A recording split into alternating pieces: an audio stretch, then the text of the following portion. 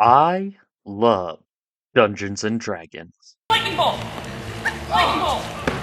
Lightning bolt! We were in the middle of our tournament when my friend John said he found a body in the bushes over there. I ran over there because I'm a healing monk to try and help, but obviously my magic wasn't strong enough because the dude's body was missing a head. I love being a player, I love being a dungeon master, and I love the experience of getting to roleplay in a fantasy world of my own making.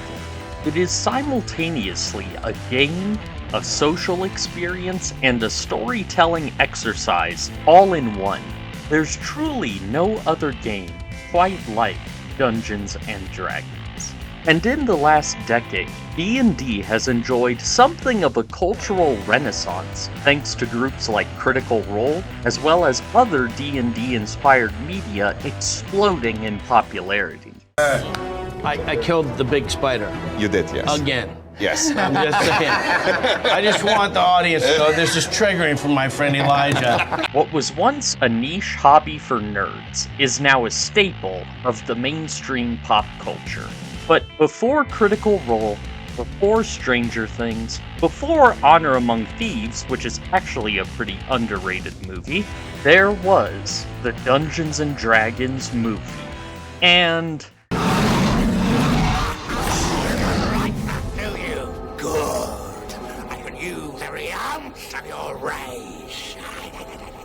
I think this may have set that cultural renaissance back a decade or two. Directed by Courtney Solomon and produced by New Line Cinema, Dungeons and Dragons was a catastrophic critical and commercial failure when it was released in the year 2000. It made $33 million against a $45 million budget and is currently sitting at a dismal 9% critical score on Rotten Tomatoes. It's pretty incredible to think that the year after this movie came out, New Line Cinema released Fellowship of the Ring, which I'm sure just rubbed salt in the wounds for those involved in this movie. I heard this movie had a pretty infamous reputation, but I'd never seen it for myself. The first time I tried watching it last year, I got about halfway through before tapping out. I think it was this scene where I just said, This is not okay. This needs to stop now. But now, after having pushed myself through this stinker, I'm finally ready to talk about why Dungeons and Dragons has the reputation it does. So let's jump on in.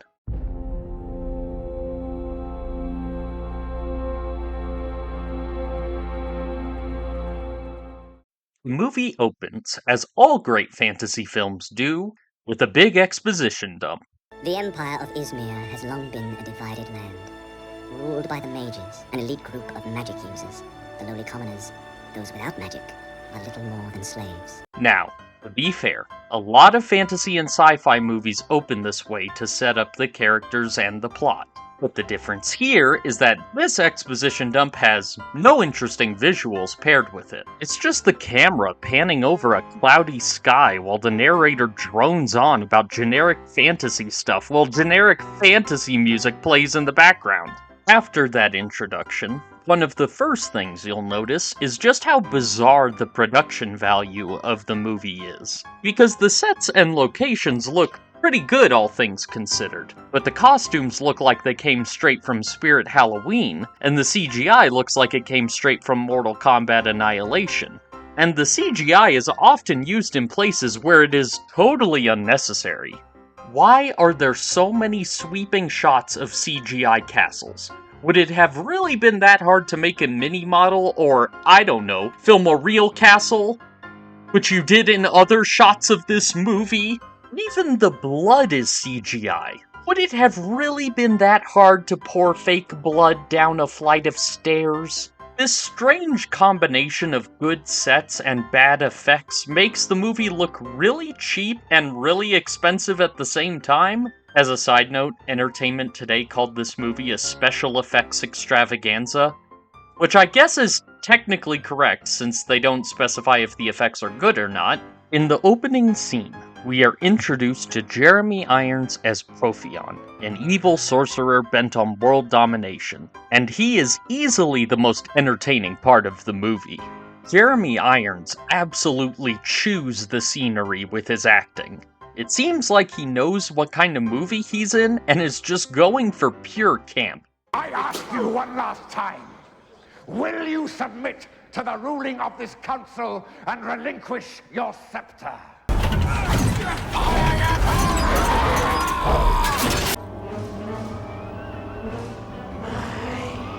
Destiny.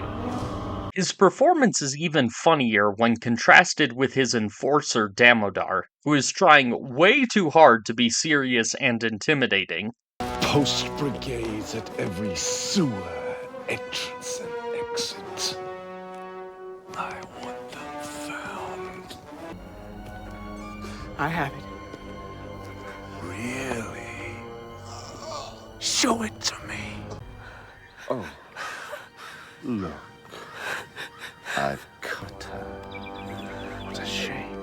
My understanding of blue lips is the lack of oxygen. And so the lips will turn blue because of the lack of oxygen getting in. So it's a bad sign. I think we all know what blue lips means. Someone's not getting the air. In this scene, Profion attempts to control a dragon with a magic staff, but fails and winds up killing it. The dragon's CGI blood then catches the water on fire for some reason. We are then introduced to the film's heroes, Ridley, played by Justin Whalen, and Snails, played by Marlon Wayans. And yes, his character's name really is Snails, and no, it is never explained in the film why he is called this. Ridley is your bog-standard scoundrel with a heart of gold, while Snails is one of the most insufferable characters ever put to film. Oh yeah, Ridley the Savior. That'll be the day. This is our big chance, huh? This is our big chance. Let's rob the magic school. This is our big chance. That's what you said to me, right?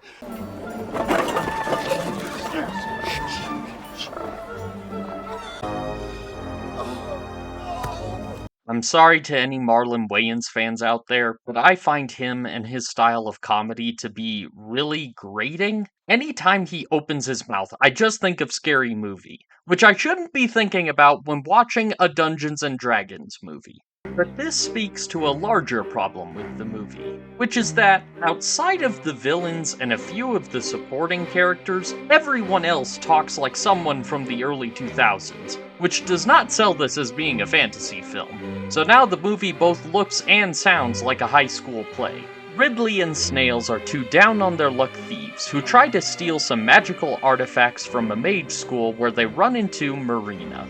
Marina functions as your obligatory love interest / exposition machine character for the group, so suffice it to say she doesn't get that much characterization.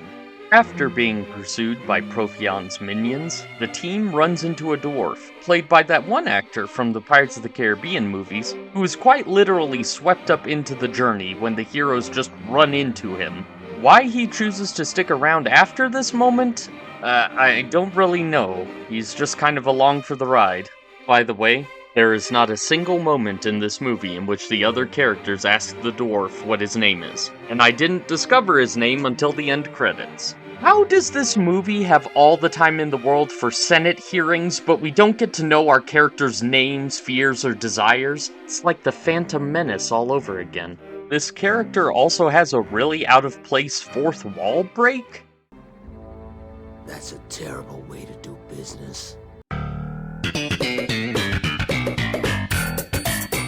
And this is the only time this happens in the movie, which makes it even more jarring. In short, all of these characters are the most standard archetypes, which the movie doesn't do anything to do a unique twist on. We've got the smug protagonist, two annoying comic relief characters, a boring love interest, an evil sorcerer, his buff enforcer, all of which we have seen done before in much better films before and since. But even with bland characters, maybe the plot is better? It's false. No way. Not this time. The story follows Ridley, Snails, and Marina as they try to retrieve a magic staff that Protheon seeks to raise a dragon army and overthrow the kingdom. He seeks to overthrow the Empress, who wants to make all people equal, because in the country of Izmir, mages are the upper class and non-mages are the lower class. This is a detail that the movie keeps bringing up in an attempt to have a central theme, but it's strange for a couple of reasons. First, the world of Dungeons & Dragons is arguably the most egalitarian world in fantasy. People of all races, creeds, and professions live together in mostly harmony. So for there to be discrimination based on magic in this world is odd. Second, despite the intro telling us that non-mages are little better than slaves in this world, we don't see that in the movie itself. The dialogue just insists that that is the case. So at the end of the day, the theme of equality good, inequality bad just comes across as hollow and inauthentic. I should also say that it is at this point in the movie when it becomes an absolute chore to watch. Despite being only an hour and 45 minutes long, the movie drags on at a snail's pace in the second act. The plot devolves into an extended fetch quest with nothing of note happening in between. It's like the Rise of Skywalker all over again. There's a New Hope cantina scene in which Marlon Wayans awkwardly flirts with an elf lady. Meanwhile, the other characters dive into a magic scroll to retrieve information on the staff from a wraith. This sounds interesting on paper, but we as the audience don't even get to see what the characters do inside the scroll. They just jump in, come out, and say, "Wow, what a harrowing adventure that was." I love it when movies tell me about the action rather than showing it to me. The heroes then go to a skeezy crime lord to get a magic jewel, which results in Ridley having to navigate a Legends of the Hidden Temple obstacle course. The crime lord declares how no hero has ever made it through the course alive, but I don't know, I think Wipeout looks harder than whatever this is. I guess no one ever thought to swing on the giant axes, or run from the fire trap, or break the hourglass death timer. Suffice it to say, while stuff technically happens in the middle of the movie, it's not engaging because the character banter is bad, and the action is boring and uncreative. We also get this really uncomfortable scene in which Damodar extracts information from Marina's mind with earworms.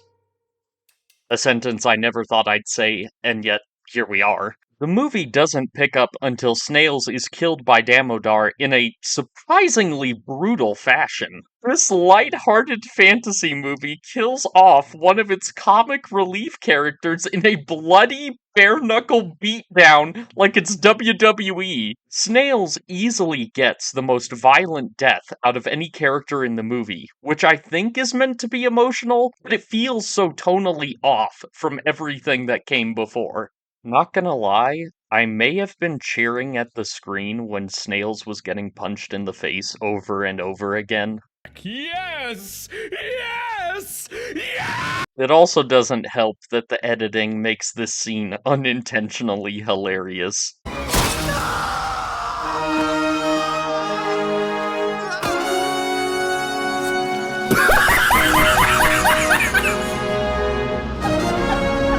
After Snails dies, we get that scene from Return of the Jedi in which Marina comforts Ridley and they kiss, even though they have no chemistry whatsoever. Their romance is written like someone watched the Han and Leia love story from the original trilogy and thought that bickering automatically equals good chemistry. But the way it plays out, they just bicker throughout the whole movie until Marlon Wayans dies and they start making out over their shared trauma.